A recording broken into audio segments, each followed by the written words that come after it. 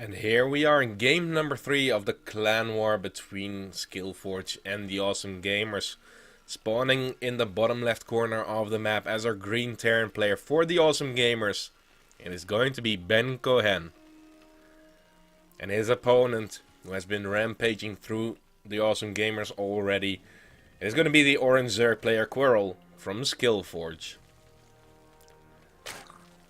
Now let's see, because the Awesome Gamers really have to step it up a little bit right now. They are already down 2 points, and of course, if one team gets to 4 points, they will take the victory.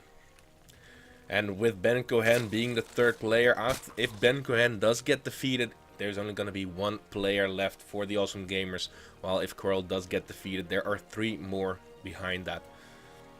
So let's see.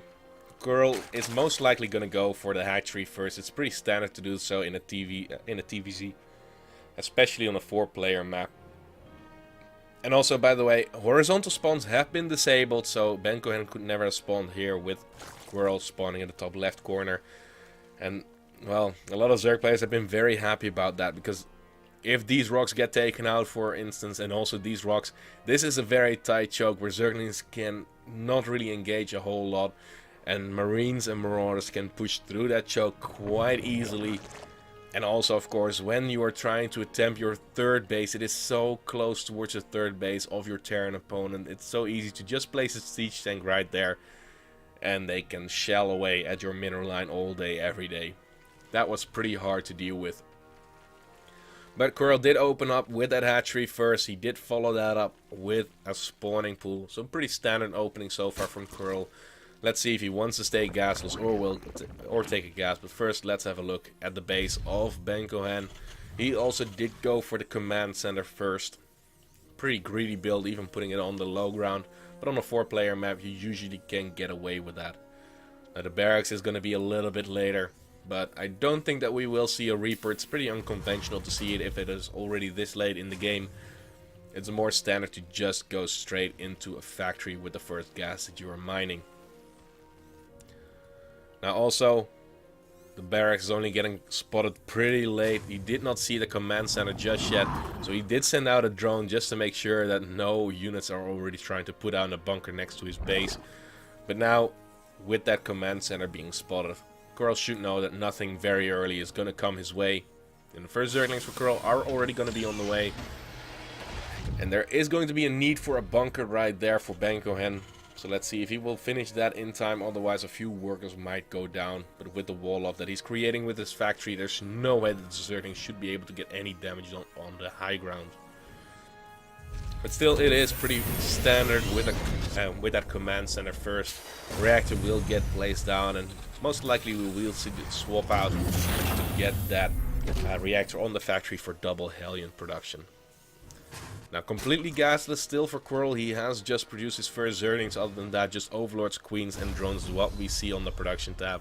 And the supply depot is actually lowered at the moment, but there is, of course, going to be the race. One SCV might get picked off for the cost of the Zergling. Tried to micro it away, just a little bit too late. But they will start working on the command center, making sure that there's no double SCV production. And that's, of course, what QwerelL wants to stop for now. And he is going to be able to land that down once the first 2 Hellions do pop out. But we do see now 2 gas guys are just finishing up for QwerelL, so he can tech up towards lair, towards Zergling speed, or towards anything else that he really wants to. And the Zerglings, well, they're not committing any longer. He just did confirm that there's Hellions building. Or, well, it could be Widow Mines, but that's not something that you see any day in a TVZ this early on. But there is already a starport on the way. Is he going to go for a Hellbed push? It is definitely going to be a possibility. But already the third command center is going to come down, so it looks like he wants to play the long game. He wants to play the economic game. And he is going to add that up with a Banshee. Is it going to be with Cloak? He is going to be with Cloak. He's selecting the tag lab. It does get started right now. The Banshee should come down very soon after this too. But of course, with that natural base not mining for a little bit, it is going to be a little bit later. But we will see the Roach Warren come down for QwerelL. No Baneling Nest or Lair just yet. He's not spent any of his gas. But he has gotten his third base. Also, the creep spread already looking pretty good for QwerelL. He has 3 queens at the front. And with those 3 queens, you are going to get a lot of creep spread very early on. Spore Crawler being started inside the main base. Roach Warren is about to finish up. And extra gas is being taken at the natural base. Lair has also been started from the main base. But he is going to be well prepared for any bench push that can come his way. Also, the armory is going to be on the way. So it is going to be Hellbats for BenCohen.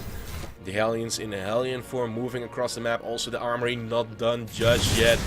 We'll poke a little bit to see what is going on. But with the roaches already on the way, I don't think that he will get a whole lot of damage done with these Hellbats. And the armory is still not done. They will transform them very soon. And well, a Banshee with Hellbat support, it is pretty powerful. So you do have to be very careful with that. But Spore Crawlers are everywhere. There are queens with a little bit of energy too, so he can go for the transfuses. And roaches are already on the map. He has already 3 out right there. There's going to be the transformation, and he's going to move in. 3 queens will get the initial damage done, and he should have vision from that with the Spore Crawler already. But the Cloaked Banshee is still very annoying in whatever scenario. No medevac here to heal up those Hellbats a little bit. The Banshee does fall, and that is already taking quite a big punch out of this attack for BenCohen. But will he be able to hold on? Transfuse? Yes, he does get the transfuse down, and the Hellbats will slowly take more and more damage. Finally, one of the queens does go down. The other 2 queens still have to be careful, and those roaches are pretty tanky against the Hellbats. The Hellbats will get them to their knees.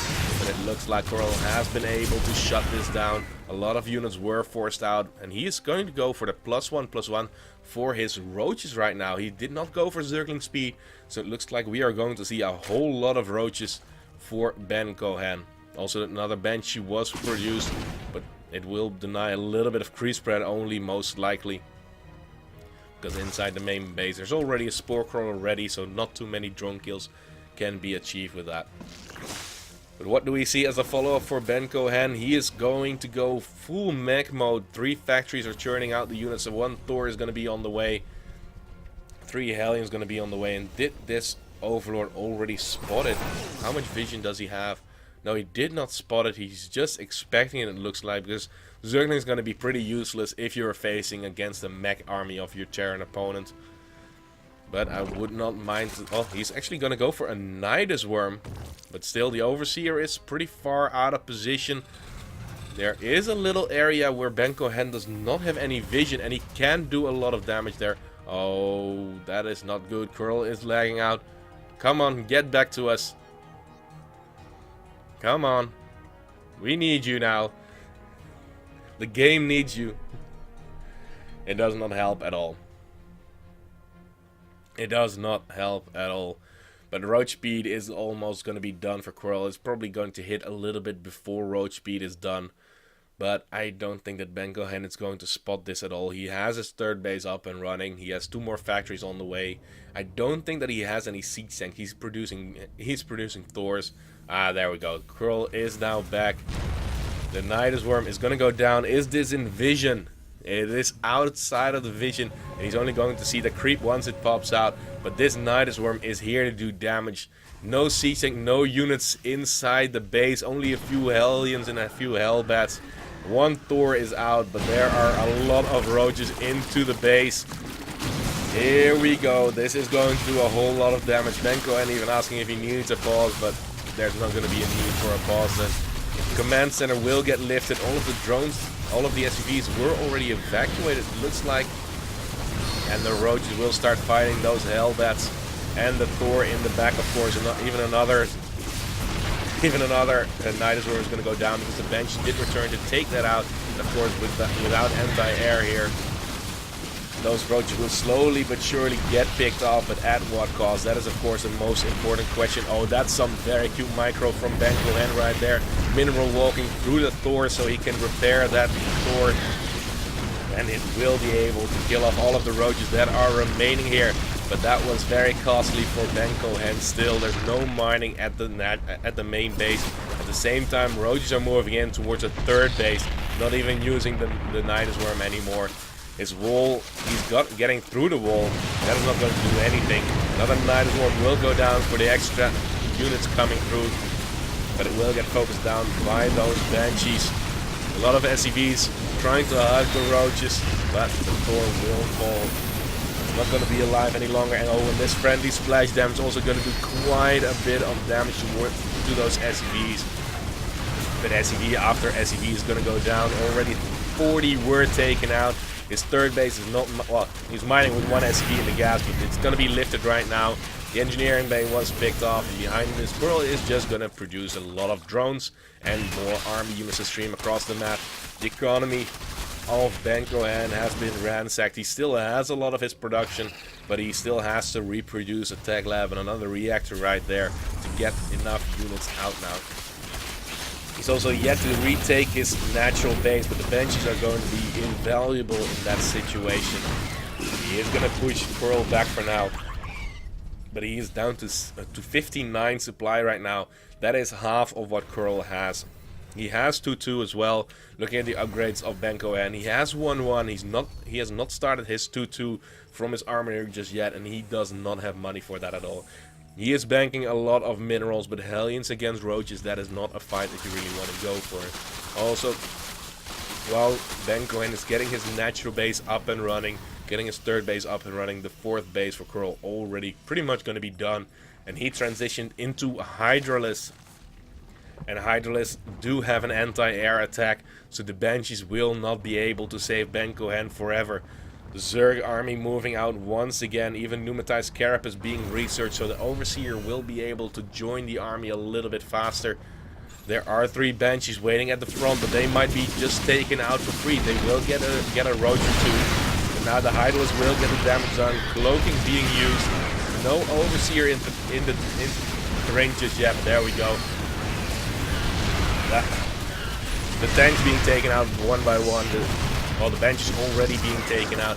And even a liftoff is not going to save it anymore. The Hydralisk with their anti-air attack will shoot it down. And the third command center will fall. There are 2 Thors here. I'm not quite sure if he will be able to break through that location. But it's going to be pretty close. Wow, even the command center is surviving for now. But it's not looking good at all. It is slowly going to be burning down. Hydralisk at the front. Thors will do a lot of damage against these units. But at what cost, of course. SCVs are going to be falling once again. The Hellions will do extra damage against these Hydralisks. Now even if the station pit is going to be on the production, the first Thor will be focus fired down. It will fall. The second Thor, oh, it's going to be repaired. But that of course also costs some money for BenCohen. He does repel this army. The third CC is still alive. He drops a mule to try and save it. He is going to get the save on that. But will it be enough? That mule has to go the long way around. And there are more Hydralisks here. The Roaches and the Hydralisk are moving in. Focusing on the first Thor. He will get it. The SCVs are being very annoying to the Zerg army. Again, very nice micro for BenCohen, but in the end it just isn't going to be enough. The Thor falls, the third command center falls, and SCVs are defending against Roaches. And that is the moment that you know that it's really looking bleak. There is going to be the congrats and the good luck. And QwerelL takes game number 3 of this Clanwar.